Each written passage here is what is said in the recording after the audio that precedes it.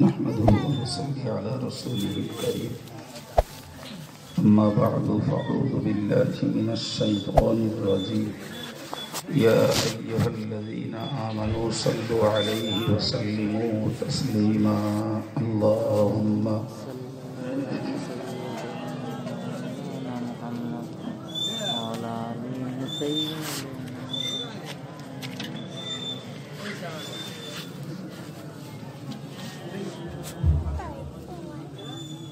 فقد قال الله تعالى في القرآن المجيد وفي الفرقان الحميد أعوذ بالله من الشيطان الرجيم بسم الله الرحمن الرحيم قد أفلح المؤمنون الذين هم في صلاتهم خاشعون صدق الله العظيم وقال النبي صلى الله عليه وسلم كونوا من أبناء الآخرة ولا تكونوا من أبناء الدنيا أو كما قال عليه الصلاة والسلام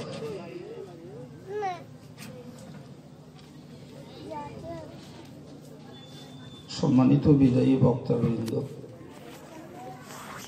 জ্ঞান পিপাসু দিনদার ইমানদার শ্রোতা মণ্ডলী,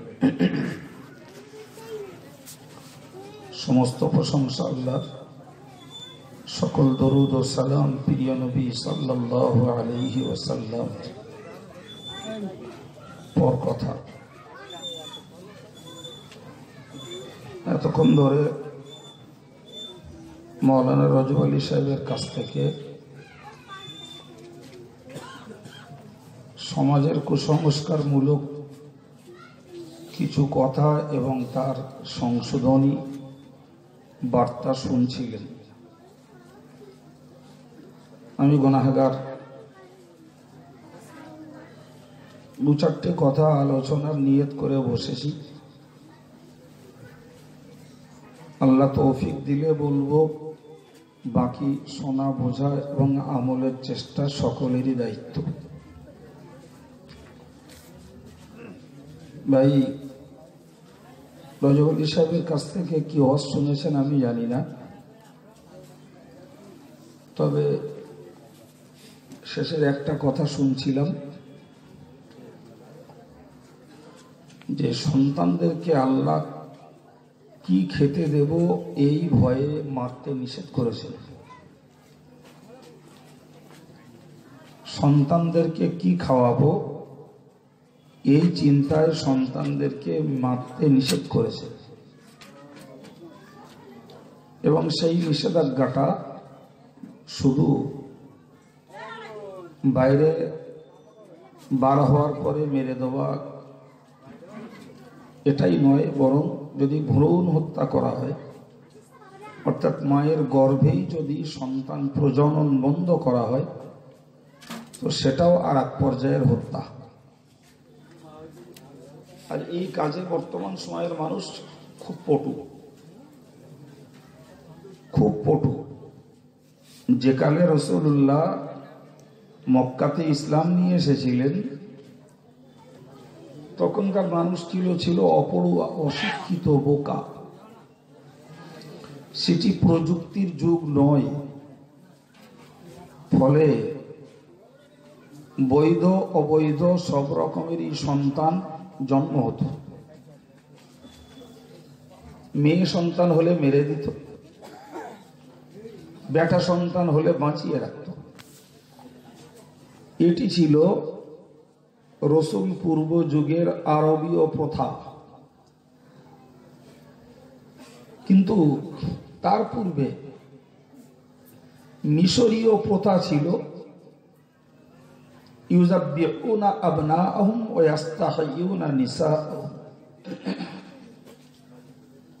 তারা তাদের পুত্র সন্তানগুলোকে বাঁচিয়ে রাখত, আর মেয়ে সন্তানগুলোকে, পুত্র সন্তানগুলোকে মেরে দিত আর মেয়ে সন্তানগুলোকে বাঁচিয়ে রাখত।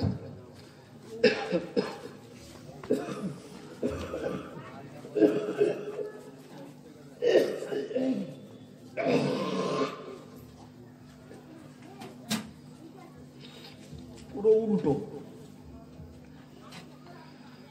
যারা মেয়েদেরকে মেরে দিয়েছে এরা মেয়েকে মেরেছে বিয়ে দিতে হবে তাই, আর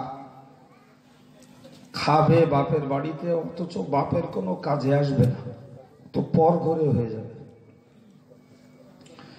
এই সংকীর্ণ চিন্তায় রসুল পূর্ব যুগের মানুষেরা মেয়েদেরকে হত্যা করত। কিন্তু ফেরাউনের পিরিয়ডে মেয়েদেরকে তারা বাঁচিয়ে রাখত, ছেলেগুলোকে মেরে দিত। কারণ ওরা বুঝেছিল যে কোনো ছেলে সন্তান ফেরাউনের রাজগদি টলিয়ে দেওয়ার কারণ হবে, ওতে কোনো পুত্র সন্তানকে রাখা যাবে না, আর মেয়েদেরকে বাঁচিয়ে রাখো, ওদের দিয়ে নিচু স্তরের কাজগুলো করানো হবে, ওদের দিয়ে যৌন ক্ষুধা নিবারণ করা যাবে। ফলে মেয়েদেরকে বাঁচাতো আর ছেলেদের বেড়ে দিত। এই যে দুটি গোষ্ঠী, একটা ফেরাউনের সময়কার আর একটা আমার রাসূলুল্লাহর সময়কার, এই দুটি গোষ্ঠীর বিপরীতমুখী কাজ। ফেরাউনের সময় মারতো ছেলেদের, বাঁচাতো মেয়েদের, আর আমার রসুলের সময় বাঁচাতো ছেলেদের আর মেরে দিত মেয়েদের। আসলে ঘটনা হলো দুটোই স্বার্থ বিজড়িত। কথা বোঝা গেছে না? ফেরাউনের সময়কার লোকেরা ধর্ম গুরুত্ব দিয়েছে না, রসুল পূর্ব যুগের লোকেরা কোনো ধর্মীয় বিষয়ের গুরুত্ব দিয়েছে, তা দেয়নি কেউ। বরং ফেরাউনের লোকেরাও স্বার্থে ছেলেগুলোকে মেরেছে, আর রসুল পূর্ব যুগের লোকেরাও স্বার্থে মেয়েগুলোকে মেরেছে। কথা শোনা গেল? আমি আপনাকে বোঝাতে চাইছি ভাই, ইসলামের একটি বৈশিষ্ট্য হলো লা ইউমিনু আহাদুকুম হাত্তা ইয়াকুনা হাওয়াহু তাবআন লিমা জিতু বিহি। ইসলামের বৈশিষ্ট্য যে তুমি ইমানদার নও, তুমি ইমানদার হতে পারবে না হাত্তা ইয়াকুনা হাওয়াহু তাবআন লিমা জিতু বিহি, যতক্ষণ পর্যন্ত তুমি তোমার প্রবৃত্তিটাকে, তোমার মনটাকে আমি মোহাম্মদ যা আল্লাহর কাছ থেকে এনেছি তার গোলাম না বানাও। তার মানে আমি যেগুলো এনেছি এইগুলোকে তুমি যদি কায় মনোবাক্যে বিশ্বাস না করো, এইগুলোকে যদি আন্তরিকভাবে তুমি স্বীকার না করো, তাহলে অবশ্যই তুমি মনে রাখো তুমি এখনো পূর্ণাঙ্গ ইমানদার হতে পারো না। ছেলেরা, এ থেকে আমাদের একটা শিক্ষা নিতে হবে। সেটা কি? যে নিজেদের স্বার্থে ধর্ম করা যাবে না। ধর্ম করতে গেলে করতে হবে কিসের জন্য? আল্লাহর সন্তুষ্টির জন্য। ফেরাউনের লোকেরা ছেলেদেরকে মেরেছে নিজেদের গদি বাঁচানোর জন্য, আর আমার নবীর সময়ের মানুষেরা মেয়েদেরকে মেরেছে নিজেদের সম্মান অর্থ বাঁচানোর জন্য। জি, ইসলামের বক্তব্য হলো যে ওয়ালা তাকতুলুন নাফসাল্লাতী হারামাল্লাহু ইল্লা বিল হক। জি, কোন নফসকে, কোন প্রবৃত্তিকে তুমি হত্যা করতে পারো না ন্যায় সত্য কারণ ছাড়া। ন্যায় সত্য কারণ ছাড়া হত্যা করতে পারো না ভাই। তাহলে যারা ছেলে হত্যা করেছে ইসলামের দৃষ্টিতে তারাও অপরাধী, যারা মেয়ে হত্যা করেছে তারাও অপরাধী। আমরা যখন ইমানদার মুসলমান, তাহলে আমাদের উচিত কর্তব্য হলো যে আমরা ছেলেদেরকেও হত্যা করব না, মেয়েদেরকেও হত্যা করব না, বরং এ সবই আল্লাহর সম্পদ, আল্লাহ আমাদেরকে দিয়েছেন, সে কারণে তাদের পরিষেবা দেওয়াই হলো আমাদের দায়িত্ব। পরিষেবা দেওয়াই আমাদের দায়িত্ব ভাই। যে কথাটা রজব আলী সাহেব আপনাদেরকে বলেছেন বলে আমার বিশ্বাস, যে ছেলে মেয়েদের যদি উপযুক্ত পরিষেবা আমরা না দিই, তাহলে কিয়ামতের দিনে পিতৃত্বের হক আদায় হয়েছে বলে দাবি করতে পারবো না। জি, পিতৃত্বের হক আদায় হয়েছে বলে দাবি করতে পারবো না। জন্ম দিয়েছি ঠিক, ভাই তাদের ভরণ পোষণ, খোরাক, পোশাক, সুচিকিৎসা সবই ব্যবস্থা দিয়েছি, এও সঠিক। কিন্তু যতক্ষণ পর্যন্ত ওই বাচ্চাগুলোকে ইসলামী স্ট্যাটাসে গড়ে তাদেরকে জাহান্নাম থেকে মুক্ত, জান্নাতের যোগ্য না বানাতে পারবো, ততক্ষণ আল্লাহর কাছে কৈফিয়ত দেওয়া সম্ভব হবে না। খুব সহজ কথায় মনে রাখুন, রাসূল পাক সাল্লাল্লাহু আলাইহি ওয়াসাল্লাম তিনি হাদিস শরীফে জানেন,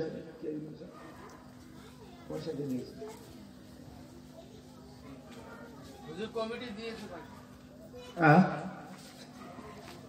কমিটি দিয়ে দিয়েছে ভাই।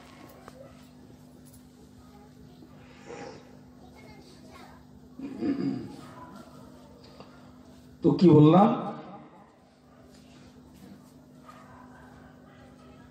যে কিয়ামতের দিবসে আমরা আল্লাহর কাছে কৈফিয়ত দিতে পারবো না।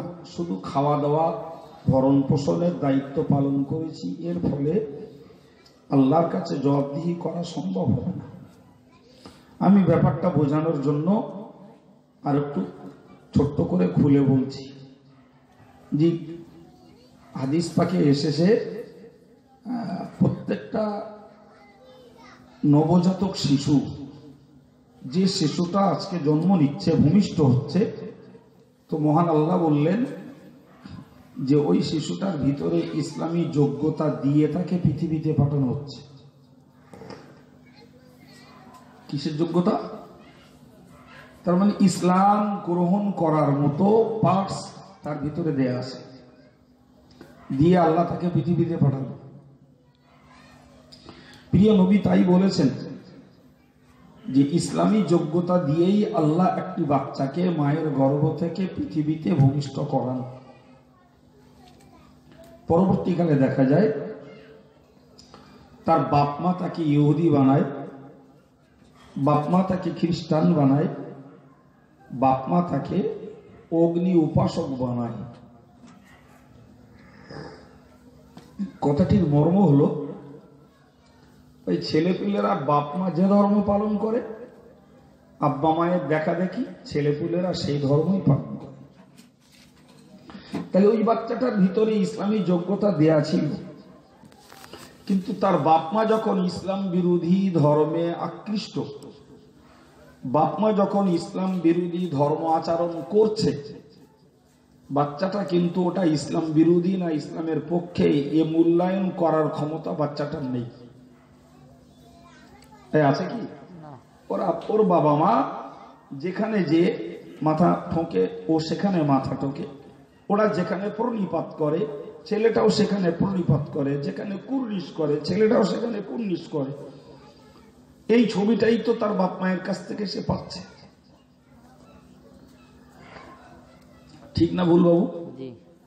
তো হাদিস শরীফে ওই তিন দলের কথা বলা আছে। কি কি বলেছি? ইহুদি, খ্রিস্টান আর মজুসি, মানে অগ্নি উপাসক।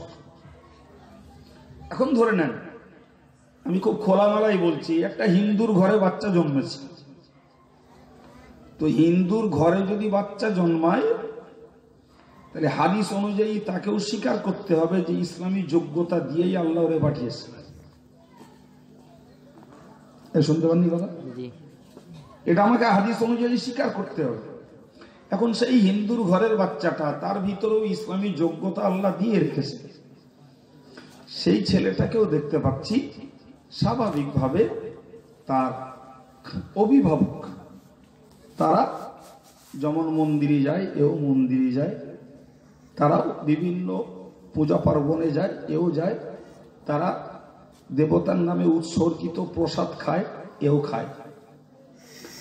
এই বাচ্চাটার ভিতরে ইসলামী যোগ্যতা থাকা সত্ত্বেও এর আচরণটা পরিবর্তন ঘটেছে তার বাবা মায়ের ধর্ম আচরণের ছবি দেখে। আমরা মুসলমান ভাই, স্বাভাবিক একটা পরিবারের প্রধান আব্বা মা, এরা যদি নামাজ পড়ে তাহলে শিশু বাচ্চাটারও নামাজের প্রতি একটা আগ্রহ, আকর্ষণ ওর অন্তরে তৈরি হবে। ও কিচ্ছু জানবে না, জানেও না, কিন্তু দাদু নামাজ পড়ে, ও সেই সঙ্গে হাত বাঁধে, বিড়বিড় করে, সেজদায় দুম করে পড়লো, আবার একটু শুয়ে নিলে, আবার একটু উঠলে। এই যে ছবিটা ও দেখছে, এই ছবির গভীরতা কি, এর পুরো গ্রাউন্ড কি, কিছুই বোঝে না ও। কিন্তু ও চোখে ও স্মৃতিপটে একটা ছবি ধরছে, যে ছবিটা হলো ওর ধর্ম আচরণের ছবি, তাই তো নাকি? ও ধর্ম আচরণের ছবি দেখছে। ভাই তাহলে দেখতে পাওয়া যাবে, বাপ মা যদি নামাজি হয় তাহলে ওই ছেলেটাও অচিরা নামাজি হবে, একটা আশা করা যায়। কিন্তু বাবু উল্টো দিকটা তো ভাবতে হবে, উল্টো দিকটা তো ভাবতে হবে। এর আশা প্রভাব পড়ছে ছেলের উপরে। বাপ যদি ধূমপান করে, ছেলেটার উপরে তার প্রভাব পড়বে। বাপ যদি মিথ্যা কথা বলে, ছেলেটার উপরে তার প্রভাব পড়বে। বাপ যদি গালিগুলুজ করে, ছেলে মেয়েটার উপরে তার প্রভাব পড়বে। বাপের স্বভাব যদি নোংরা হয়, ছেলে মেয়েটার উপরে স্বাভাবিকভাবে তার প্রভাব পড়বে। সুতরাং আমাদেরকে সব শোনার আগে মনে করতে হবে যে আমি যদি নিজে ভালো হতে পারি, তাহলে আমার বাচ্চাগুলো আমার দেখটাই ভালো হওয়া স্বাভাবিক। ব্যতিক্রম হয়তো ঘটবে, কিন্তু কম, একদম এটা অঙ্ক। ব্যতিক্রম হয়তো ঘটবে, কিন্তু কম। কত বোঝা গেছে? জি। কিন্তু সাধারণ নিয়ম হলো আব্বা মার চালচলনের আসার, আব্বা মার কথাবার্তার প্রভাব, আব্বা মায়ের আচার ব্যবহারের ফয়েজ বাচ্চার উপরে পড়ে। ও আলাদা করে দিতে হয় না বাপ, এমনি এমনি পড়ে যায়। সুতরাং আমরা যারা অভিভাবক, আমাদেরকে মনে রাখা দরকার, আমাদের সমাজের সাবালেক সাবালিকা ছেলে মেয়ে যারা, এরা যদি প্রকৃত ধার্মিকা না হয়, তাহলে নাম্বার ওয়ান কৈফিয়ত দিতে হবে বাপার মাকেই। এই জন্যই আমাদের প্রচেষ্টা, শিশুদের থেকে শুরু করে শিশুদের পড়ানো, যুবক ছেলে আর বয়স্ক লোকদের পড়ানো, কিংবা ঘরের বউদের মা হয়েছে যারা, তাদেরকে পড়ানো, বিভিন্ন অ্যাঙ্গেলে প্রসেসিং করে পড়িয়ে জাতিটা চোখ ফোটানোর চেষ্টায় অল ইন্ডিয়া সুন্নতুল জামাত দিকে দিকে কাজ করছে। জি ভাইরা আমার বক্তব্য, আমি কি বস করতাম জানি না, রজব আলী সাহেব ওয়াজ করছিলেন, তার শেষের কথাটা মাথায় যতটুকু ঢুকেছে সেইটাকে সামনে রেখেই আপনাদেরকে আর একটুখানি বলছি। কোরআন শরীফে আল্লাহ বলেছেন, বিসমিল্লাহির রহমানির রহিম, ইয়া আইয়ুহাল্লাযীনা আমানু কু আনফুসাকুম ওয়া আহলিকুম নার। খুব শুনেছি, প্রায় শুনি মাঝে মাঝে। হে ইমানদারেরা, তোমরা নিজেরা বাঁচো আর নিজের পরিবারটাকে বাঁচাও। কোরআনের এই যে দাবি, এ থেকে বুঝতে পারা যায় নিজে বেঁচে যদি পরিবারকে বাঁচাতে না পারি বা চেষ্টা যদি না করি, তাহলে আল্লাহ পাকের কাছে আমরা নিশ্চয়ই কৈফিয়তের মুখোমুখি হব। তুমি নিজে বাঁচতে চেষ্টা করেছো, কই তোমার পরিবারটাকে বাঁচাতে চেষ্টা করো। এই আয়াত অনুযায়ী অভিভাবককে এই কৈফিয়ত আল্লাহর কাছে দিতে হবে। জি, এই কৈফিয়ত দিতে হবে ভেবেই আমাদেরকে এই বাস্তব কাজটা করা লাগবে। রাসূল বলেছেন, মাল্লাহুল ওয়ালাদ, যার বাচ্চা রয়েছে, জি, ফালিয়ুহসিন ইসমাহু ওয়া লিউদ্দিবহু ওয়া লিউযাওবিজ ইযা বালাগ আও কামা ক্বালা আলাইহিস সালাম। যাকে আল্লাহ বাচ্চা দিয়েছেন তার উচিত কর্তব্য হলো বাচ্চাটাকে একটা সুন্দর নাম রাখা। পরের কর্তব্য হলো ইসলামী আদব, ইসলামী শিষ্টাচারিতা, ইসলামী ভদ্রতা, ইসলামী তরিকা ওই বাচ্চাটাকে শেখানো। সুবহানাল্লাহ। তারপরেরটা হলো সে যখন বয়স প্রাপ্ত হবে তাকে সম্মানের সঙ্গে একটা বিয়ের ব্যবস্থা করা। এই তিনটি মৌলিকভাবে একজন অভিভাবকের দায়িত্ব, একজন পরিবারের প্রধানের কর্তব্য। ভাই নামের ব্যাপারে প্রচুর ওয়াজ আমরা শুনি। জি, আমি মাঝখানের ওই কথাটা একটু ছোট্ট করে বলছি যে আমরা বাচ্চাদেরকে ইসলামী আদব শেখাই, ইসলামী শিষ্টাচারিতা একটু শেখানো আমাদের দরকার। আমার মতন হুজুর লাগবে না, আমার মতন হুজুর লাগবে না। মা যদি একটু সজাগ হয় তো অনেক কিছুই মার পাঠশালা থেকে একটা বাচ্চা শিখতে পারে। ওই মার পাঠশালা একটা বাচ্চার জীবন গড়ার ভিত্তি বাবু, কথা ঠিক না ভুল? ভাই মারা যদি একটা খাবার বাচ্চাটার হাতে দেয় আর বলে বিসমিল্লাহ বল, একদিন দুদিন 5 দিন বিসমিল্লাহ বললে খাওয়ালি, ও তারপরে নিজে বিসমিল্লাহ বলতে অভ্যস্ত হবে। এ কাজটা বাপ পারবে না, কম পারে। আমার মতন হুজুর বলে গেলেই সোজা হয়ে যাবে না। মাদেরকে ওই কাজগুলো চেষ্টা করা। একটা বাচ্চাকে শোয়াচ্ছি, তাকে যদি বলা হয় তুমি একটা দোয়া মুখস্থ করো, ও 70 বছরের বুড়োর যা ব্রেন তার থেকে 3 বছরের বাচ্চার ব্রেন অনেক হেভি, ঠিক না ভুল? ওরা যদি কানে কানে পড়া হয় তুমি দোয়াটা পড়ো, আল্লাহুম্মা বিইসমিকা আমুতু ওয়া আহইয়া। 2 দিন 5 দিন মা শুধু মুখে মুখে পড়তে থাকুক, 2 দিন পরে দেখবেন ও বাচ্চা নিজে নিজে পড়ছে। কিন্তু এই প্রশিক্ষণগুলো তাকে দেওয়াতে হবে, স্কুলে দিলেই হয়ে যাবে না, ওয়াজের মজলিসে বসলেই সোজা হয়ে যায় না ভাই। এগুলোকে সিরিয়াসলি এবং সিরিয়াল মতো কাজে লাগাতে হবে। আপনি একটা বাচ্চাকে শেখান ডান হাত দিয়ে খেতে হয়, বাম হাতে খেতে নেই। একটা বাচ্চাকে শেখান দাঁড়িয়ে খেতে নেই, দাঁড়িয়ে খাই ইবলিস, বাম হাতে খাই শয়তান, তুমি ডান হাতে খাওয়া শেখো। একটা বাচ্চাকে শেখান পেশাব বসে করতে হয়, দাঁড়িয়ে করতে নেই। বাচ্চাটাকে শেখান পেশাব নোংরা জিনিস, নাপাক জিনিস, ওটা গায়ে লাগাতে নেই, ওটা জন্য পানি দিয়ে ধুতে হয়। জি, আর বুড়ো বয়সে তেল মলতে হবে। জি, ও তেল মলায় কাজ হবে না। শিশু মনস্তত্ত্বে যদি এইগুলোকে ফেলে দেওয়া যায়, দেখবেন অতি সহজে মায়ের শিক্ষায় একটি ছেলে একটি মেয়ে সে পূর্ণ নবিয়ানা জীবন তৈরি করে ফেলেছে।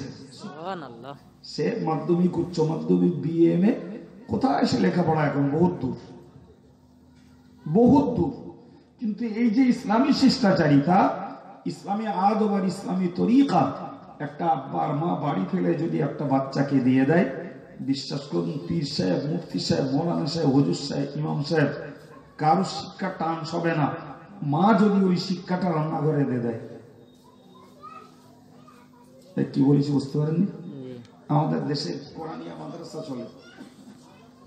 জি, শুনছি এখানে কেরল মডেল স্কুলও চালু হয়েছে, সুখবর। জি, এই যে কোরআনিয়া মাদ্রাসাগুলো চলছে, পরে কারা? ছেলে মেয়েরা। আচ্ছা ভাই, একটা ছেলে মেয়ে কোরআনিয়া মাদ্রাসায় পড়তে যাচ্ছে, সেটা আনরেসিডেন্সিয়াল অর্থাৎ অনাবাসিক, সেখানে বাচ্চা কাচ্চা থাকে না, বাড়িতে যায় আর পড়ে চলে আসে। 1 ঘন্টা ওস্তাদের পরিষেবায়, আর ওই ছেলেটি 23 ঘন্টা তার পারিবারিক পরিষেবায়। ঠিক না ভুল? এখন এই 1 ঘন্টা আরবি পড়ে 23 ঘন্টা যে পরিবারটাতে থাকছে, সেই পরিবারে শরীয়ত নেই, সেই পরিবারে দ্বীন নেই, সেই পরিবারে সুন্নত নেই, তো 1 ঘন্টা হুজুর ওরে কি পুঁথি পড়াবে? আমার ফর্মুলা ভুলায় বলেন, কি পুঁথি পড়াবে? হুজুর ওরে কোরআন শরীফ শুদ্ধ করে পড়িয়ে দেবে, এটা ওস্তাদের দায়িত্ব। জি, ভুল পড়ে এগিয়ে দেওয়া যাবে না, ভুল পড়িয়ে পড়ার পরিমাণ বেশি করা যাবে না, বরং কম পড়িয়ে পড়ার পরিমাণ কম রেখে শুদ্ধ করতে হবে। কথা বোঝা গেল? জি, এখন হুজুর বড়জোর তাকে শুদ্ধ পড়িয়ে দিতে চেষ্টা করছে, সেই সঙ্গে হুজুর তাকে 2টো টিপস দিল, ভালো করে বুঝুন। ছেলে মেয়ে সবাইকে টিপস দিল, প্রতিদিন টুকটাক করে দেয় যে তোমরা কেউ গান গেও না, কেউ গান শোনো না, মোবাইলের ওই ন্যাকেট ছবিগুলো দেখো না। জি, মেয়েরা তোমরা কপালে টিপ দিও না, নেল পালিশ পরো না। জি, তোমরা কেউ বক ছাপনি ছেটো না, লিপস্টিক ব্যবহার করো না। ছেলেদেরকে বললো তোমরা খেলাধুলা দেখতে যেও না, ফুটবল খেলায়, ক্রিকেট খেলায় যেও না, ওগুলো যেতে নেই, খবরদার এই পুজোর উৎসবে তোমরা যেন কোনো পুজো পার্বণে যেও না, হুজুরির মতো মন্ত্র হুজুর সব ঝেড়িয়ে পুড়িয়ে দিলে। ও যে পরিবারটা এসে উঠলো সেই পরিবারে ফুল ভরিয়ে চিত্ত বিনোদন চলছে, গান নেকের ছবি, সেই সঙ্গে ওই পরিবারে সম্পূর্ণ অধর্ম আচরণ, যত রকমের ধর্মবিরোধী ঠাঁটভাট রয়েছে সব পরিবারটাই রয়েছে। হুজুরের ওই 1 ঘন্টার পুঁথি পড়ানো মন্ত্র ও কি একটাও কাজে লাগবে? বা হ্যাঁ না বলেন? লাগানোর জায়গা নেই, যে লাগানো সম্ভব নয়। যা বলে দেবে, দেখা গেল যে সমাজটায় যে পরিবেশটায় যে পৌঁছেছে পরিবেশটা পুরো এই উল্টো। তো 23 ঘন্টা যাদের সহবতে ও তো সেই প্রশিক্ষণটাই নেবে বাবা। 1 ঘন্টা হুজুরের প্রশিক্ষণ তো হজম করে ফেলবে। বিশ্বাস করুন আমাদের সমাজটা এতেই সব থেকে বেশি ক্ষতিগ্রস্ত হচ্ছে, সব থেকে বেশি ক্ষতিগ্রস্ত হচ্ছে এতেই। কেননা সকাল হলে বাচ্চারা হাত ছাড়া, হ্যাঁ ঠিক তো নাকি? সকাল হলেই বাচ্চাগুলো হাত ছাড়া, কেউ হয়তো টিউশনিতে যাচ্ছে, আর অপড়ুয়া বাড়িগুলোতে সকাল হলেও খেলতে বেরোচ্ছে। জি, সারাদিন অন্যের সঙ্গে তার সম্পর্ক, যোগসাজশ, ওঠা বসা, তার মা যতই তাকে ভালো করে দুটো কথা বলে বুঝিয়ে দিক, সে যে পরিবেশে যাচ্ছে সেই পরিবেশটা এর উল্টো। তাহলে কিভাবে একটা বাচ্চাকে ইসলামী আদর্শ, ইসলামী শিষ্টাচারিতা, ইসলামী ভদ্রতা শেখানো যায়? কিভাবে আপনার বাচ্চাটাকে আপনি জাহান্নামের আগুন থেকে বাঁচাতে চেষ্টা করবেন? তার প্রশিক্ষণটা তো দেওয়া লাগবে আগে। জি, শুধু শুধু জাহান্নামে যাস না বাবা, জাহান্নামে যাস না, জাহান্নামে যাস না এ বললে তো তাকে ফেরানো যাবে না। জি, জাহান্নামে যাচ্ছে যে পথ ধরে, সেই পথটা তাকে চেনাতে হবে। ওটা ঘৃণ্য পথ, ওটা খারাপ রাস্তা, ওই পথে যাস না, গেলে বাবা জাহান্নামে যাবি, এই পথটাই ফিরে আয়, এটা জান্নাতের রাস্তা। এই জ্ঞানের আলোটা তো ওর মধ্যে জ্বালাতে হবে। জি, আমার শক্তি দুর্বল, আমি যেমন ভাবে পারছি শান্ত দুটো কথায় আপনাদের মতো জ্ঞানী ব্রেনগুলোকে বোঝাচ্ছি। জি, তো এই বুঝটা কি কালকে আপনার পরিবারের কাছে বাচ্চাদের নিয়ে আমি বোঝাতে যাব না, ওই বুঝটা বোঝাতে হবে তো আপনাকে। তাহলে তো আমার বকনি সার্থক, তাহলে তো এদের এই পরিবেশ সার্থক। হাদিস থেকে এসেছে, প্রিয় নবী বলেছেন, ইন্নাকুম সাতারাউনা বা'দি আসারাতান ওয়া উমুর তুনকিরুনা।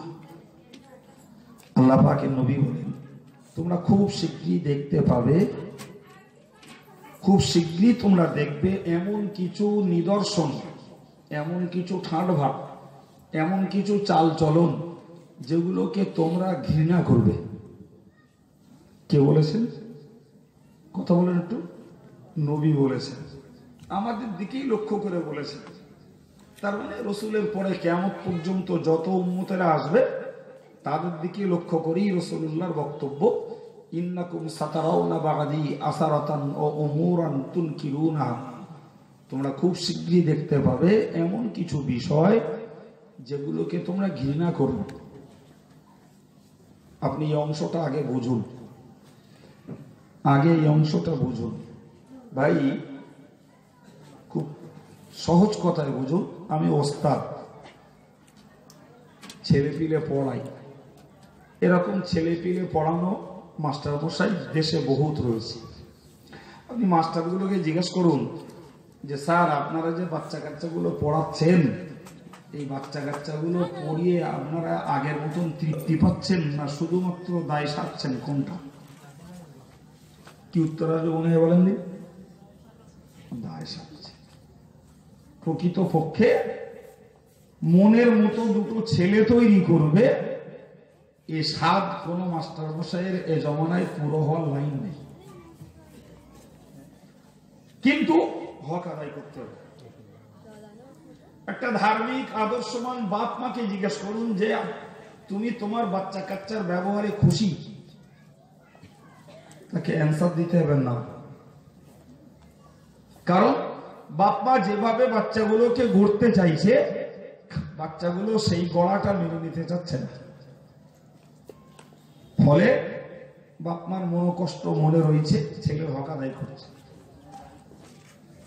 আমি একজন বক্তা হিসেবে বক্তৃতা করছি ভাই, আমি যে কথাগুলো বলে আমার সমাজটাকে সংস্কার করার চেষ্টা করছি, আমার সমাজ সেই সংস্কারের টিপস গুলো, সংস্কারের প্রক্রিয়াগুলো এরা নিচ্ছে, অথচ আমি দাওয়াত দিলে দাওয়াত নিচ্ছি, আসছি, ঘড়ির কাঁটা ঘুরছে, আমার মতন আমি বুঝপাড় করে চলে যাচ্ছি। আপনি কোন বিভাগটায় দেখবেন, যেখানে দেখবেন একই। জি, আল্লাহ পাক নবী বললেন, ও সাহাবীরা,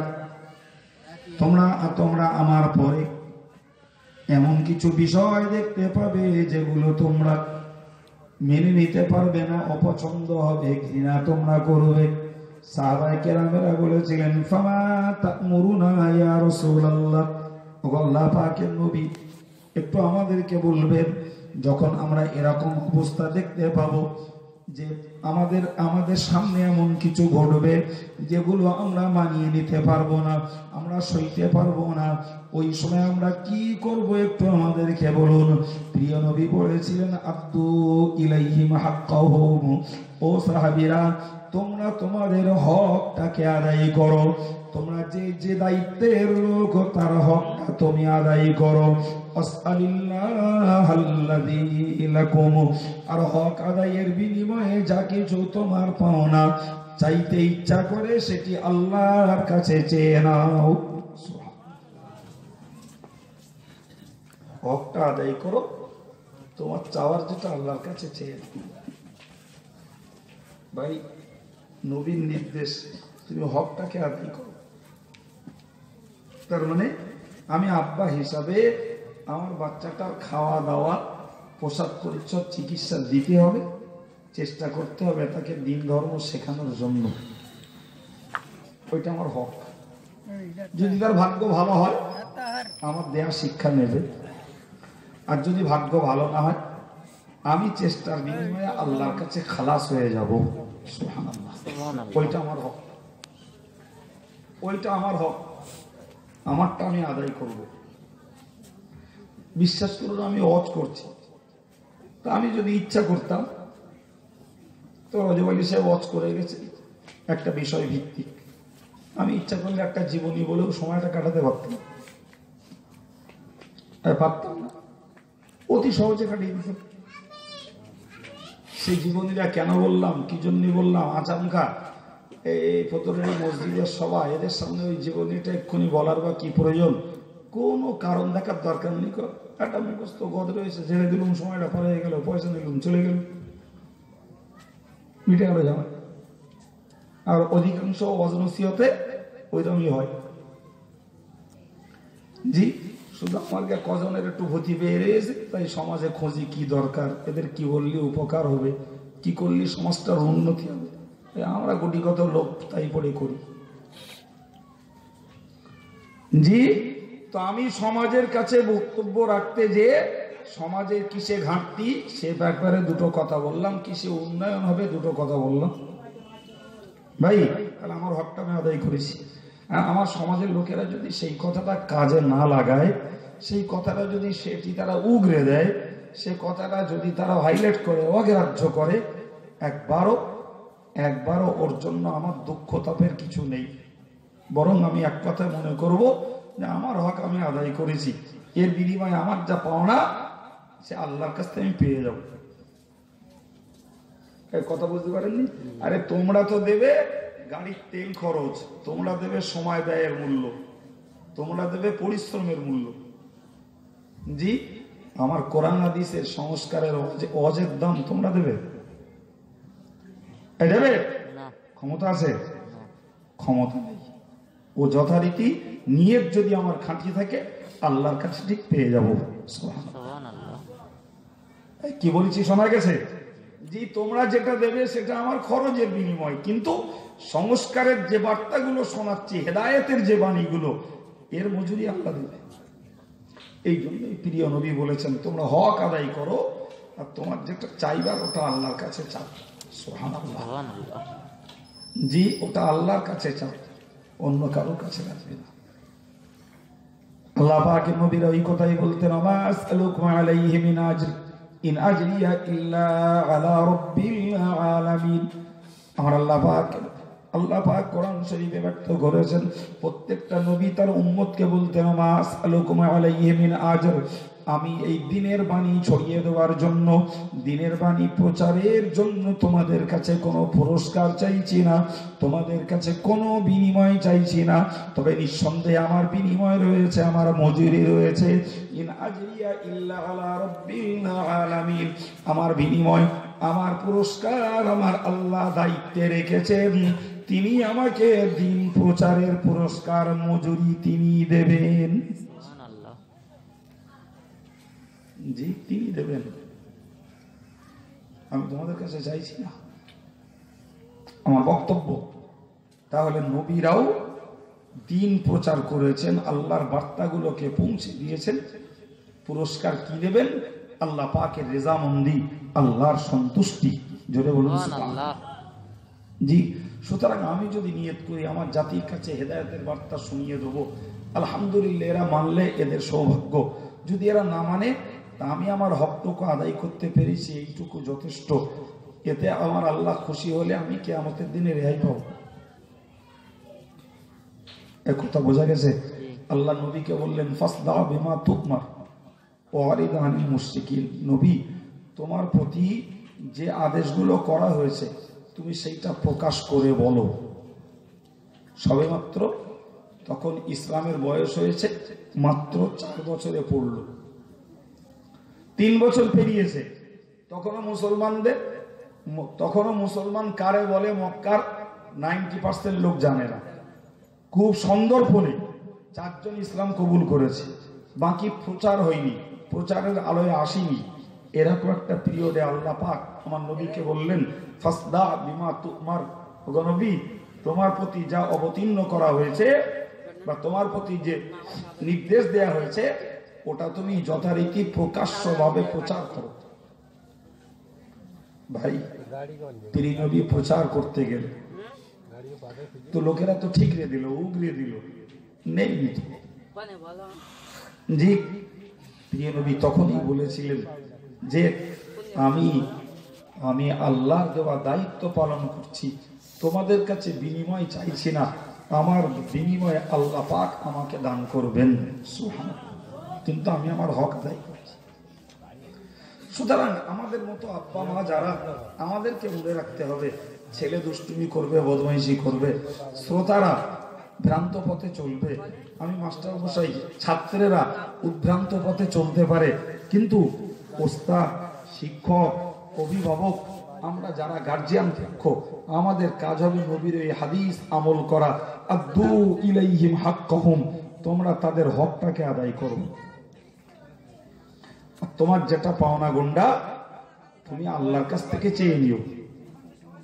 হ্যাঁ ভাই, এই যদি হয় হাদিসের ফর্মুলা, তাহলে তো আমাদের জন্য সহজ খানিকটা। হ্যাঁ বাবু, সহজ না? যদি আল্লাহ বলতো তোমার ছেলে যদি নামাজ না পড়ে তাহলে তোমার পাকড়াও, তোমার স্ত্রী যদি পর্দা না করে তাহলে তোমার পাকড়াও, তোমার মেয়েটি যদি ষষ্ঠবে আদবে না থাকে তোমার পাকড়াও, তাহলে কিন্তু আমরা অনেক ধার্মিক লোকেরা আল্লাহর কাছে বিপদে পড়ে যেত। কিন্তু আমার আল্লাহর হুকুম ওই নয়। জি, আল্লাহ পাকের হুকুম হলো তুমি বাঁচো আর পরিবারটাকে বাঁচাতে চেষ্টা করো। সুতরাং আমি আমার চেষ্টা করেছি, আল্লাহ পাক তা জানেন। হযরত আদম আলাইহিস সালাতু ওয়াস সালাম নিজের বেটা কাবিলকে হেদায়েতের জন্য চেষ্টা করেছেন। কাবিলের দুর্ভাগ্য, কাবিল হেদায়েত হয়নি, বরং নিজে জাহান্নামে গেছে। আর সারা পৃথিবীর যত অন্যায় খুন হবে এদের পাপ নিয়ে কাবিল জাহান্নামে ভুগবে। জোরে বলুন নাউযুবিল্লাহ। ও ভাইরা আমার, হযরত নূহ নবী আলাইহিস সালাতু ওয়াস সালাম ওয়াজ করেছেন বেটার কাছে, ওয়াজ করেছেন বিবির কাছে, অথচ দুর্ভাগ্যবান বেটা, দুর্ভাগ্যবতী বিবি তাদের ঠিকানা বানিয়ে নিয়েছে জাহান্নাম। বলুন নাউযুবিল্লাহ। ও ভাইরা আমার, নবী ইব্রাহিম আলাইহিস সালাতু ওয়াস সালামের পরিবার, তারা তো জাহান্নামমুখী। ভাই আমার, হযরত নবী ইব্রাহিম আলাইহিস সালাতু ওয়াস সালাম তাদের জন্য আকুলি বিকুলি করবেন তাদের নাজাতের জন্য, কিন্তু না, হযরত ইব্রাহিমের দোয়া তার মুশরিক বাপ মার জন্য, পূর্বপুরুষদের জন্য কবুল হবে না, ফলে তাদেরকে জাহান্নামে যাওয়াই লাগবে। এই ইমানদারেরা মনে রাখা দরকার, নবী মুসা আলাইহিস সালাতু ওয়াস সালাম হেদায়েতের বাণী শুনিয়েছেন, কিন্তু না ফেরাউনের জাতি নবী মুসার কথায় আকৃষ্ট হয়নি বাবা। নবী ঈসা আলাইহিস সালাম হিদায়াতের বাণী শুনিয়েছেন, কিন্তু তারা ওই ইহুদি সম্প্রদায় হযরত নবী ঈসার কথায় তাদের অন্তর গলিনি।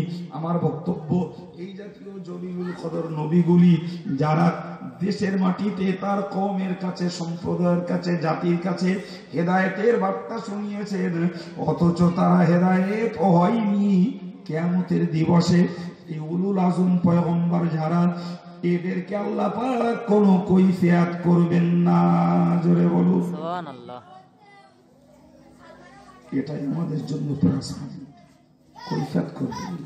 হে আদম, কেন তোমার ছেলে ঈমান আনেনি? হে নূহ, কেন তোমার ছেলে জাহান্নামে গেল, কুফরি করে মরল? কৈফিয়ত আল্লাহ নেবেন না, একবার কৈফিয়ত নেবেন না। হে মুসা, কেন ফেরাউনের লোকেদেরকে তুমি হিদায়াত করতে পারোনি?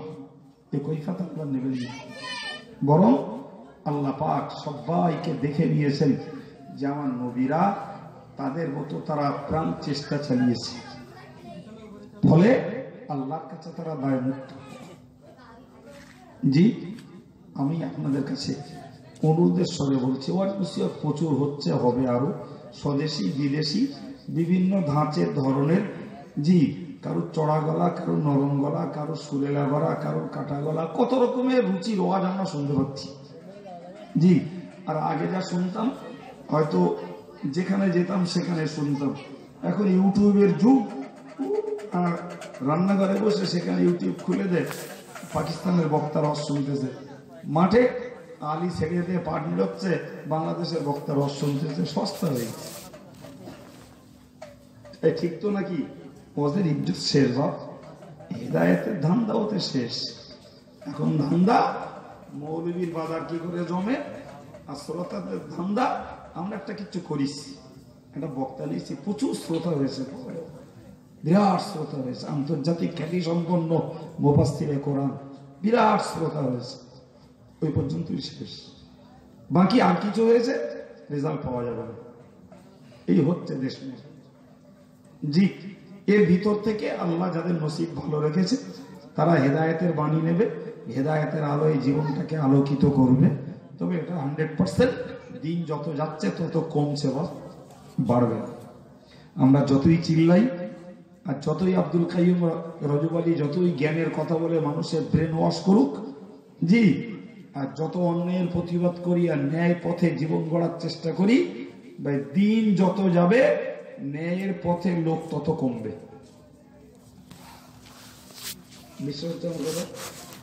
জি, কমতে কমতে একটা পিরিয়ড আসবে একদম সারা পৃথিবীটাই জুলুম, অত্যাচারে, পাপে, অনাচারে ভরপুর হয়ে উঠবে। তখন আল্লাহ ইমাম মেহেদীকে পাঠিয়ে, নবী ঈসাকে পাঠিয়ে আবার নতুন করে পৃথিবীতে ন্যায়, ইনসাফ, শান্তি আবার প্রতিষ্ঠা করবেন। সুবহানাল্লাহ। জি, এখন চলছে খেয়ের পালা। কি চলছে বলুন দিন? খেয়ের পালা, খেয়ে। জি ভাই, যদি এক কলসি পানি থাকে, পানি তখন পড়ার পালা, ও আর ধরার পালা নয়। আর যদি কলসি কিছু খালি থাকে তখন কিছু ভরার সম্ভাবনা থাকে। কিন্তু আজকে না, আমাদের কলসি সব কানায় কানায় পুড়ে গেছে। জি ভাই, টাকা কামাই, জ্ঞান, বিলাসিতা, চাকচিক্যের ঘর বাড়ি, গাড়ি ঘোড়া, সব দিকে একদম তুঙ্গে উঠেছে। ঠিক বলছে না ভুল বলছে? কিসের অভাব বলবেন পৃথিবীতে? কথায় বলে টাকা থাকলে বাঘের চোখ পাওয়া যায়, আজকে তো অবস্থা তাই, ঠিক কিনা বলুন? সুতরাং এরা এখন 16 কলায় পূর্ণ হয়ে গেছে, তার মানে এবার খেয়ে হওয়ার পালা। কোথায় দেখবেন আপনি উন্নতি? যদি কিছু ভালো থাকে, চাষি গ্রামের একদম ঘরোয়া পরিবারের লোকেরাই, এরাই কিছু ভালো থাকবে বা রয়েছে। আর যত টাউন ঘরে যাবেন তত দেখবেন ধর্ম আর মডার্ন হয়ে গেছে। খুব ভুল বলছি মনে হচ্ছে, ধর্মই এখন মডার্ন। ফলে হকটুকু আদায় করতে হবে আল্লাহর কাছে, কৈফিয়তটুকু থেকে বাঁচার জন্য। তাই আমার মনে রেখে দিন, হাদিস শরীফে এসেছে, হুজুর বলেছেন কুল্লুকুম রাঈন কুল্লুকুম মাসউলুন আন রাইয়াতি। প্যারে নবী সাল্লাল্লাহু আলাইহি ওয়াসাল্লাম বলেন, কুল্লুকুম রাঈন, তোমরা প্রত্যেকেই এক একজন রাখাল, এক একজন চারক। তোমরা মনে রেখে দিও, আমি রাসূলুল্লাহ তোমাদেরকে জানিয়ে দিলাম, কুল্লুকুম মাসউলুন আন রাইয়াতিহি, তোমার অধীনস্থ যারা, তোমার আন্ডার টেকিং চাকর বাকর জি গোলাম যারা, এদের ব্যাপারে কিয়ামতের দিবসে জিজ্ঞাসিত হবে। তোমরা প্রত্যেকেই কৈফিয়তের সম্মুখীন হবে। সব ছেড়ে দেই, আমার বিবি বাচ্চারা তো আছে, এরা তো আমার অধীনে, জি ওদের ব্যাপারেও আমার কৈফিয়ত দিতে হবে, যে ও তো ছাড় হবে না। ওদের ব্যাপারে আমাদের কৈফিয়ত নেবে আল্লাহ, ছাড় নেই। তাহলে আমার স্ত্রীকে যদি বেপর্দায় না রাখতে পারি, চেষ্টা যদি না করি, জবাবদিহি করা লাগবে। এমনকি হাদিস পাকে এসেছে, হাত্তা তুসআলাল মারআতু আন যাওজিহা, কিয়ামতের মহাময়দানে একজন মহিলাকে জিজ্ঞাসা করা হবে তার স্ত্রী সম্পর্কে, তার পরিবার সম্পর্কে। তাকে একজন মহিলাকে জিজ্ঞাসা করা হবে তার স্বামী সম্পর্কে। ওগো মহিলা, তুমি বলো, তোমার স্বামীর প্রতি তোমার কোনো অভিযোগ আছে নাকি? তোমার স্বামী তোমার হকটাকে আদায় করেছে না করেনি? তোমার স্বামীর প্রতি তোমার কোনো দাবি দাবা রয়েছে না নেই? ভাইরা আমার, স্ত্রী যদি ছাড় দেয়, সার্টিফিকেট দেয়, তবে তো স্বামীর ভাগ্য ভালো। আর স্ত্রী যদি ছাড় না দেয়, বিশ্বাস করুন, সারা জীবন জীবন সঙ্গিনী বলে দাবি করে ঘর করেও ওই স্ত্রী কিয়ামতের দিবসে স্বামীকে ফাঁসিয়ে দেবে। স্ত্রী যদি স্বামীকে ফাঁসায়, স্বামী যদি স্ত্রীকে ফাঁসায়, তাহলে পৃথিবীতে আপনজন আর কে আছে? কিরা মনে হচ্ছে? সত্যি শুনলে যেন অবাস্তব মনে হয়, কিন্তু ব্যাপারটা তো বাস্তবে তাই। আপনি পরীক্ষা করে নেন, পরীক্ষা করেন যে স্বামী স্ত্রীর সম্পর্ক গূঢ় সম্পর্ক, তো স্বামী যদি স্ত্রীর ভরণ পোষণের হকটাকে আদায় না করে, স্ত্রী স্বামীর উপরে খুশি থাকবে মনে হয়? থাকবে বাবা? জি, টুকটুক করতে করতে প্রথমত নিজের লোকেদের সঙ্গে বলবে, তারপরে গ্রামের মেম্বারের সঙ্গে বলবে, মেম্বার আবার তাই টেনে পঞ্চায়েত এনে যাবে, বিচার করবে, ওতে হয়তো হবে না, শেষ পর্যন্ত থানায় যাবে, থানা পাঠিয়ে দেবে কোর্ট করে এসে। দেখা গেল মামলা শুরু হয়ে গেল, স্বামী রোজগার করে কোর্টে জমা দেয়, বউকে তুলে নিয়ে খেয়ে জমিদারি করে বেড়ায়। আমি কি বানিয়ে বললে মনে হচ্ছে? এও বাস্তবে ঘটছে, এটাও বাস্তবে কি ঘটছে। এখন আপনি বলুন, যদি এই দুনিয়ায় একটু যদি স্বার্থে ঘা লাগার জন্য যদি স্ত্রী স্বামীর এগনেস্টে দাঁড়িয়ে কোর্টে কন্টেম করে, তাহলে কিয়ামতের দিনে ওই স্ত্রী স্বামীর কাছে হক পাওনা রয়েছে, ওই আর ছেড়ে দেয়? বলেন দেবে? জি, হাউমাউ করছি না, কথাগুলো শান্ত মাথায় ব্রেনে দিচ্ছি। ভাবলেই জীবন তৈরি করা যাবে, না ভাবলে ট্রেডিশন সমানে চলছে, চলবে। তার মানে কেউ সভা দেবে, আমরা কেউ করব, আর কেউ শুনবে, ধারাবাহিকতা চলতেই থাকবে, হচ্ছেও তাই।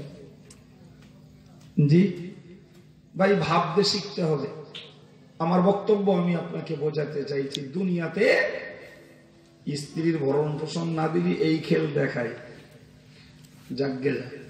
সে বাপরা ছেলে মেয়েদের বলে কলিজার টুকরা আর কলিজার টুকরি, নয়নের পুত্তুলি, তাই বলে তো নাকি? তিন ছেলে,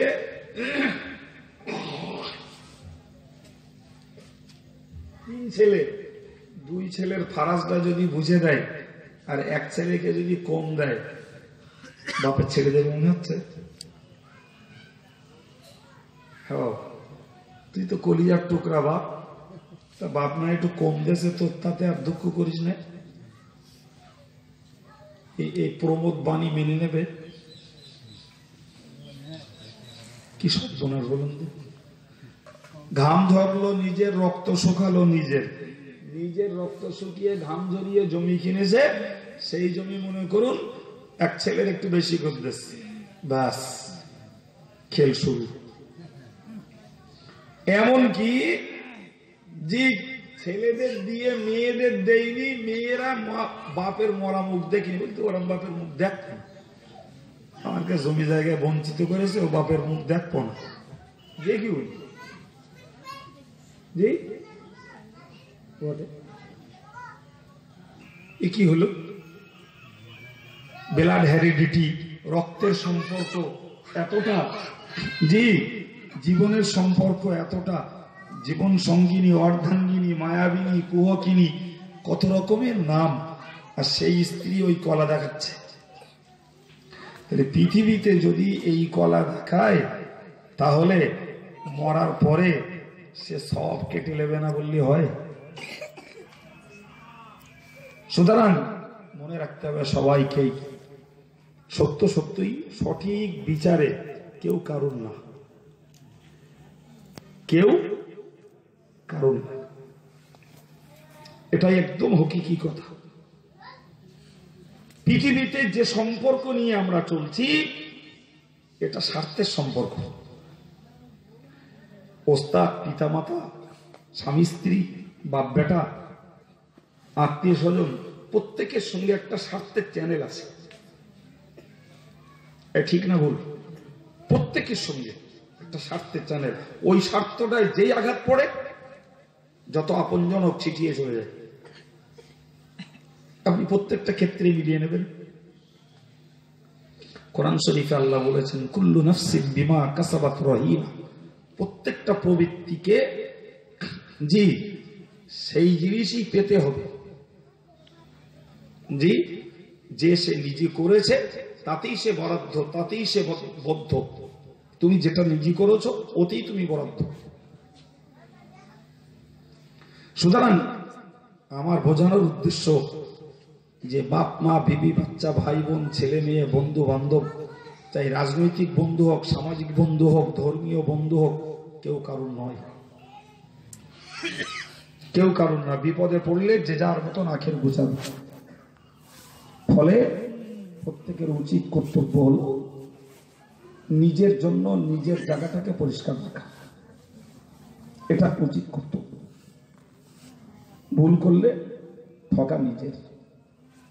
আল্লাহ পাক কোরআন শরীফে বলেছেন, লাহা মা কাসাবাত ও আলাইহা মাকতাসাবাত, জি সে পক্ষের যে কাজ করবে সেটা তার কল্যাণে, বিপক্ষীয় যে কাজ করবে সেটা তার ক্ষতি, পরিণতি। আল্লাহ পাক বলেন, মান আমিলা সালিহান ফালিনাফসিহি ওয়া মান আসাআ ফাআলাইহা ওয়া মা রাব্বুকা বিযাল্লামিল লিল আবিদ। মহান আল্লাহ কোরআন শরীফে ব্যক্ত করেছেন, মান আমিলা সালিহান ফালিনাফসিহি, যে লোকটা নেকির কাজ করে, আমি আল্লাহ পাক তাকে জানিয়ে দিলাম সে তার নিজের স্বার্থে নেকির কাজ করেছে। জোরে বলুন সুবহানাল্লাহ। ওমান আসাআ ফাআলাইহা, যে বান্দা পাপের কাজ করেছে তার পরিণতি তারই উপরে বর্তাবে, অর্থাৎ এই ক্ষতিটাও তারে ভোগ করতে হবে। ঘটনা তাই, তো সোজা কথা। আব্দুল করিম খাবে আর আব্দুর রহিমের পেট ভরবে, ও তো হয় না বাবা, হয়? আব্দুল করিম খেয়েছে মানে আব্দুল করিমেরই পেট ভরবে, খাবে আব্দুল করিম আর পেট ভরবে আব্দুর রহিমের, এটা তো যুক্তি নয়। আমার আল্লাহ ওটাই বললেন, মানে আমিলা সালিহান ফালিনাফসি, যে ভালো কাজ করবে সে তার নিজের স্বার্থেই করলো। ওমান আসাআ ফাআলাইহা, যে মন্দ কাজ করেছে তার পরিণতি তার উপরই বর্তাবে। সুতরাং সংসারে ব্যথা যন্ত্রণা, জ্বালা যন্ত্রণা সহ্য করতে না পেরে মরিয়ম বিষ খেয়েছে, জি তো মরিয়ম বিষ খাওয়ার হাত পা খাসপে কেটে রশি না না তাই হয়? তাহলে বীর যখন মরিয়াম খেয়েছে হাত পা টানাটানি মরিয়াম করবে, রসুলটা কেন করবে? তো কোরআনের পরামর্শ স্পষ্ট, কোরআনের পরামর্শ স্পষ্ট যে ভালো কাজ করলেও তোমার, মন্দ কাজ করলেও তোমার। ওমা রব্বুকা বিযাল্লামিল লিল আবিদ, আল্লাহ বললেন নবী গো, তোমার রব তিনি কোন বান্দার প্রতি অত্যাচারী নন। জোরে বলুন সুবহানাল্লাহ। তাহলে অত্যাচার আল্লাহর পক্ষ থেকে হবে না, যার জন্য যে ব্যবস্থা হবে সেটা তার নিজেরই কর্ম, তারই ক্রিয়া ফল, ওটা অন্য কিছু নয়। কোরআন শরীফে আল্লাহ পাক জানিয়েছেন যহারাল ফাসাদু ফিল বাররি ওয়াল বাহর বিমা কাসাবাত আইদিন নাস, পৃথিবীর স্থলভাগে জলভাগে যত রকমের বিভ্রান্তি, যত অশান্তি, যত বিভ্রাট, যা কিছুই ঘটছে এসব মানুষের কর্মফল, মানুষের কর্মফল। এর বিনিময়ে পৃথিবীতে এই বিভ্রান্তি গুলো ঘটছে, মানসিক শাস্তি, অশান্তি, জি, রাজনৈতিক মারামারি, সমাজনৈতিক মারামারি, জমি জায়গার ভাগ বটোয়ারা, দ্বন্দ্ব, খেয়ে পড়ে স্বস্তি নেই, জি ভাই, ধর্মীয় কোন্দল, রাজনৈতিক কোন্দল, যা কিছু ঘটছে মনে রাখা দরকার আমার আল্লাহ এক কথায় বলেছেন এগুলি সব মানুষের অপকর্মের ফল। জি, লিউযীকুহুম বা'দাল্লাযী আমিলু, আল্লাহ পাক ওইগুলোর মজা চাখাবার জন্যই এদেরকে এই শাস্তির ব্যবস্থা করেছে। জি ভাই, আমার বক্তব্য আমি বোঝাতে চাইছি, তাহলে পৃথিবীতে একে অপরের আপনজন, এটি স্বার্থ বিজড়িত। সত্যকারের যদি আমার আপনজন কেউ থেকে থাকে, সেটা আমার আমল, সে আমার সঙ্গে ভালো হোক আর মন্দ হোক বিশ্বাসঘাতকতা করবে না। আমল যদি ভালো হয় তার পুরস্কার পাওয়া যাবে, আমল যদি মন্দ হয় তার তিরস্কার পেতে হবে, কোনো জায়গা নেই। ফলে মনে রাখা দরকার, কোরআন শরীফে আল্লাহ বলেছেন, জি, কিয়ামতের দিনে যখন বান্দা বান্দীদের আমল নামা পেশ করা হবে, তখন এই ধূর্ত, প্রতারক, মিথ্যুক লোকগুলো কিয়ামতের দিনে বলবে, মা লিহাদাল কিতাব, এই আমল নামাটার হলো কি? লা ইউগাদিরু সগীরাতান ওয়ালা কাবীরাতান ইল্লা আহসাহা। এই আমল নামা দেখছি ছোট বড় এতে কিচ্ছু বাদ দেয়নি, সবগুলো এতে ধরা পড়েছে। বলুন সুবহানাল্লাহ, একটু জোরে বলুন সুবহানাল্লাহ। আল্লাহ পাকের প্রস্তুত করা যে আমল নামা ফেরেশতারা লিপিবদ্ধ করছেন, জি, বান্দারাই বলবে নিজেরা, মা লিহাদাল কিতাব, এই কিতাবের কি হলো? লা ইউগাদিরু সগীরাতান ওয়ালা কাবীরা, এতে ছোট বড় কিচ্ছুকেই ছেড়ে দেয়নি, সব এতে ধরা পড়েছে। জি, ওয়াজাদু মা আমিলু হাদিরা, এবং তারা যা কিছুই পৃথিবীতে করেছিল সবগুলোকেই কিয়ামতের দিনে তাদের সম্মুখে তারা দেখতে পাবে। এটাই তো বিপদ, এটাই তো লজ্জা, এটাই তো চরম ঘৃণার, অপমানের। আমি কোথায় কি করেছি সেটা আমাকে দেখানো হবে, ফলে সেই ছবিটাই যখন আমার সামনে প্রকটিত হবে তখন আমাকে সতর্ক হতে হয়। জি, যে কাজটা করলে আমি আজকে লজ্জিত, কিয়ামতের দিনে সে কাজের বিনিময়ে লজ্জিত হতে হবে। ফলে আমাদের উচিত কর্তব্য হলো সেই লজ্জাজনক কাজটা থেকে বাঁচতে আল্লাহর কাছে বেশি করে কামনা করা।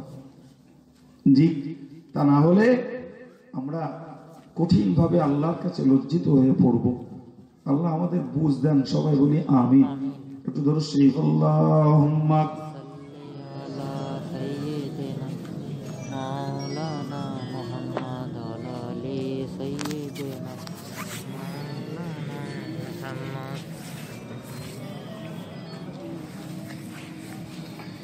ভাইরা আমার,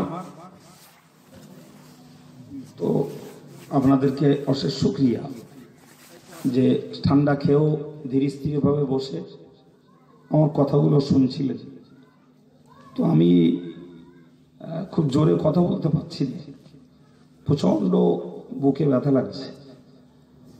দাওয়াতে আসতামও না, জি, কিন্তু যতই বলি শরীর খারাপে শুনবে না, কেউ বলবো হুজুর একটু আসেন, একটুখান ঘুরে গেলে হবেন, আর ঘুরে গেলে বলবো হুজুর একটুখান বলেন, একটু দোয়া করতে যান, ওই সব গেজর গেজর করে বলে কারোর কিচ্ছু বলি।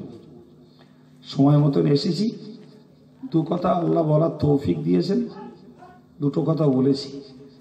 তবে হেঁকে চিল্লিয়ে না বলতে পারলেও নিশ্চয়ই বেকার সময় নষ্ট করে অজ্ঞানতার কথা আপনাদের শোনাইনি।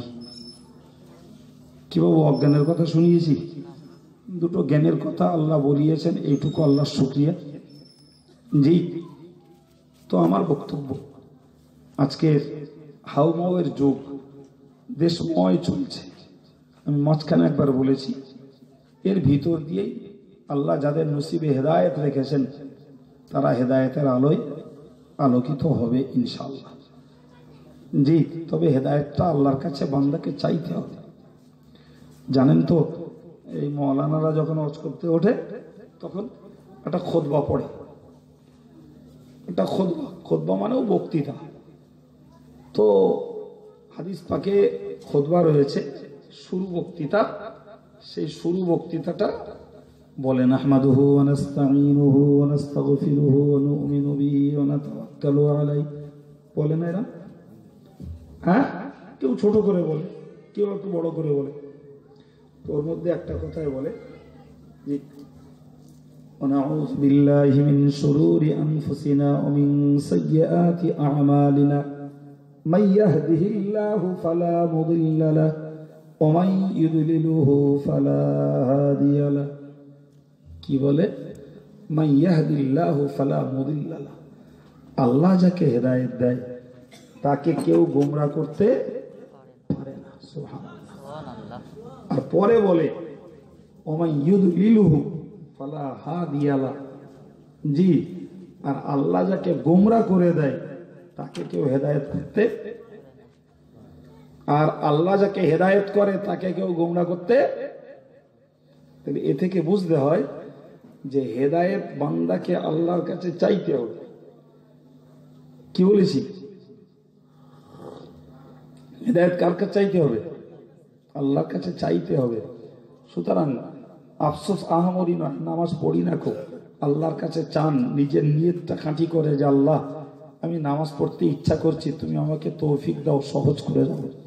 আল্লাহ আমি আর গান শুনবো না, নিয়ত করছি, আল্লাহ তুমি আমাকে তৌফিক দাও যাতে গানের প্রতি আমার মন আর আকৃষ্ট না হয়। আল্লাহ আমি আর সুদ খাবো না, নিয়ত করছি, আল্লাহ সুদ থেকে বাঁচার মতন সহজ রাস্তা তুমি আমার করে দাও। আমার মাগুলোর নিয়ত করা উচিত আমি আর সমিতি করব না, আল্লাহ তুমি আমার হেফাজত করো।